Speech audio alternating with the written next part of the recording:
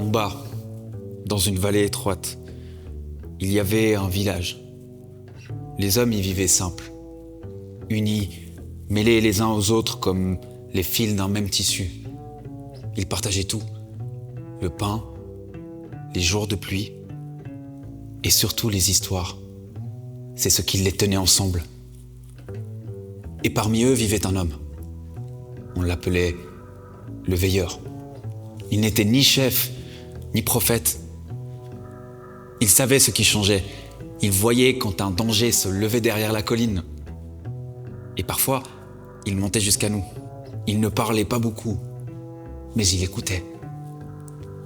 Je lui racontais des petits bouts d'histoire, des affaires d'ancien temps, soufflées par le vent, des pièges qu'on évite et des chemins à prendre quand le cœur hésite.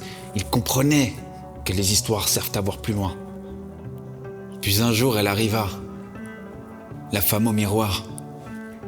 Sous son manteau, que des reflets, sans visage.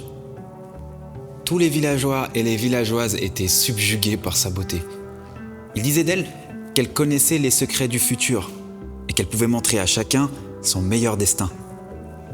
Mais ce qu'il ne savait pas, c'est que toutes ces beautés n'étaient qu'un piège et que le futur promis n'existait que pour mieux les enfermer.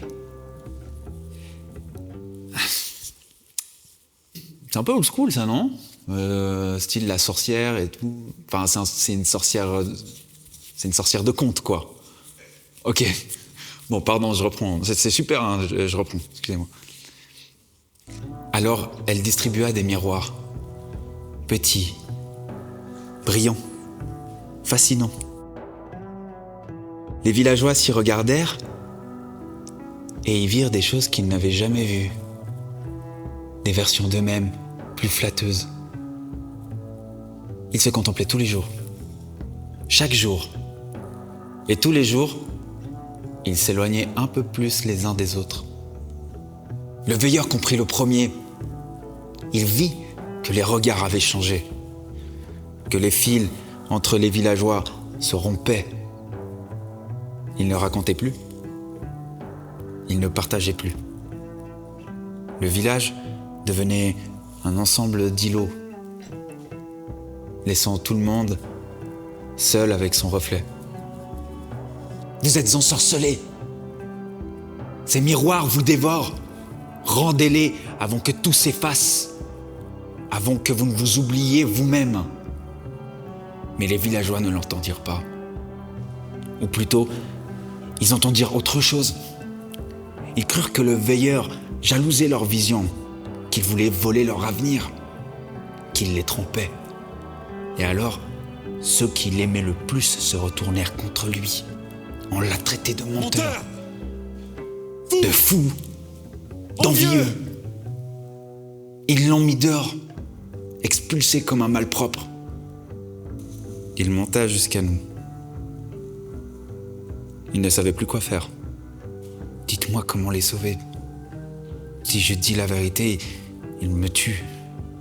Et si je me tais, ils se perdent. Alors, nous lui avons dit, La vérité est un couteau qui tranche et divise. Ne dis pas. Raconte. Les hommes ne supportent pas la vérité crue, mais ils écoutent les histoires et les portent dans leur cœur. Alors le veilleur retourna au village et pour la première fois, il ne dit pas la vérité. Il la conta. Il parla d'un loup qui dévorait les ombres, d'un pont qui se fissurait sous les pas trop orgueilleux, d'un oiseau qui oubliait le chemin du retour. Ils ne comprirent pas tout, mais assez pour briser le charme des miroirs et retrouver les chemins des uns vers les autres. Ce jour-là naquirent les histoires, pas pour divertir, mais pour protéger et unir.